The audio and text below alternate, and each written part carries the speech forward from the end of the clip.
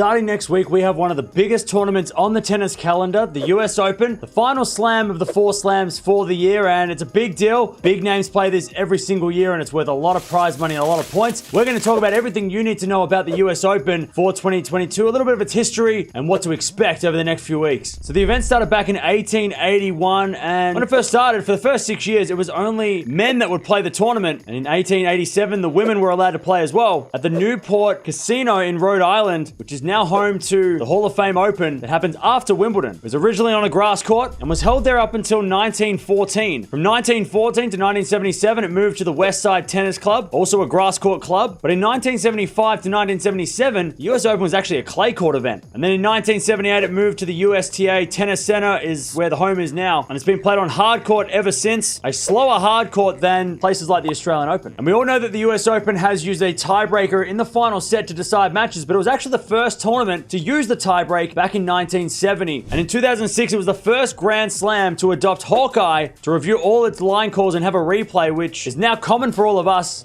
16 years down the track. So of course, as I mentioned before, this is one of the biggest tournaments on the planet. We have the Australian Open, the French Open, Wimbledon, and the US Open, one of the big four. And Daniil Medvedev and Emma Raducanu are the defending champions of this event. In the Open era, there are 3 men that hold 5 US Open trophies, which is the most out of anybody in the Open era. Jimmy Connors, Pete Sampras, and Roger Federer, with Roger Federer being the only player to win 5 consecutive US Opens. On the ladies' side, in the Open era, 2 ladies hold 6 US Opens, which is the most out of anybody. Chris Evert, and of course Serena Williams, who might be playing her last US Open, so her last chance to get her 7th if she can have another dream run. So the venue itself is in New York City, New York, in America. The event itself is actually held at the Billie Jean King Tennis Center, which has 22 outdoor hard courts, all Category 2 hard courts, making them a medium slow court, and 12 extra courts outside of the grounds, with its biggest stadium being the Arthur Ashe Stadium, which holds 23,700 people, and a retractable roof, which is the largest tennis stadium in the world. Its second stadium is Louis Armstrong Stadium, which holds 14,000 people, also with a retractable roof. And the third biggest court is the Grandstand, which holds 8,100 people, but doesn't have a retractable roof. All courts are going to have Hawkeye in them, including the outside courts, and it's got to have automatic line calls as well, like we've seen for the most part of the US Open Tour. So no lines people at the event. Now, being one of the biggest tournaments in the world, the draw is massive. We have 128 players playing in the main draw for the men and the women, with 16 qualifiers and 8 wildcards based on last year's tournament, 32 seeds in each event, and no one gets a bye in the first round, which makes it unique to most other tournaments. When it comes to the points distribution, from the quarterfinals onwards, it is worth a lot of points. On the men's side, for a quarterfinal, you get 360 points. For a semifinal, you'll get 720 points. If you make the final, you get 1,200 points. And if you win the whole event, you'll get 2,000 points. On the women's side, a quarterfinal will get you 430 points. Semi-final will get you 780 points. If you make it to the final, you get 1,300 points. And just like the men, if you reach the final, you get 2,000 points. So as all the Grand Slams have these days, it's equal prize money for both men and women. Starting with the first round, if you lose in the first round of the US Open, you'll get $75,000. If you make it to the second round, you'll win $115,000. A third round appearance will get you $180,000. The fourth round will get you $265,000. If you make it to the second week in the quarterfinals, you'll get $425,000. A semi-final will get you $675,000. If you make it all the way to the final, you'll get $1.25 million. And if you win the whole event, you'll get $2.5 million. And that's the same for the men and the women at this slam. So the US Open, a massive event on the calendar, the last Grand Slam of the year, and a very, very big tournament. It's going to be interesting to see how it goes. And we've got some players that are defending a lot of points, of course. We've got the draw ceremony and the draw preview coming up in the next couple of days. So make sure you sign up and join in for that. But I want you to tell me, who do you think is going to win this event? We've got a lot of players that are playing in this event. It's very hard to pick a slam from the start, but I want to see if you guys can get it. Let me know down in the comments below. Who do you think is going to win the men and women's event